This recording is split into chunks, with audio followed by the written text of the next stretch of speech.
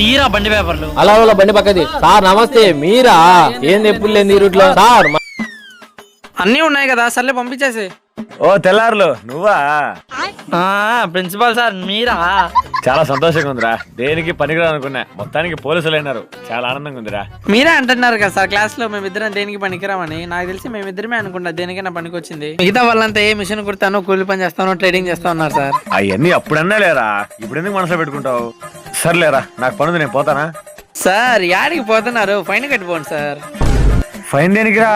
మీ hand cups కిందకు ఉన్నాయి కదా సార్, అందుకు. హ్యాండ్ కప్స్ కిందకి లేకపోతే ఫైన్ వేయాలని ఏ రూల్ బుక్ లో ఉందిరా? మళ్ళీ ఏ బుక్ లో ఉంది సార్? కటింగ్ ఇంత చేయించుకోవాలా, టక్ చేసుకోవాలా, హ్యాండ్ కప్స్ కిందికి ఉండాలా అని. అదంతా డిసిప్లిన్ నాన్న. డిసిప్లిన్ స్కూల్లో ఒక్కటే ఉంటాయట సార్, బయట కూడా ఉండాలి కదా. మన సార్కి ఫైన్ ఎంత వేద్దాం మామ? 10,000 వేద్దాం. 10,000? సార్కి 10,000 మరీ తక్కువ అనుకుంటా. 20,000. 20,000? 30,000 సార్. 30,000? అరే ఈ బండి కాస్ట్ 20,000 రా. సార్ ఈసారి స్కూల్కి కాకుండా పెద్ద బండి తీసుకురండి, మా గుడికి అలా. అయిందా? బాగైందా? ప్రతిదానికి ఓవర్ ఎక్స్ప్రెషన్.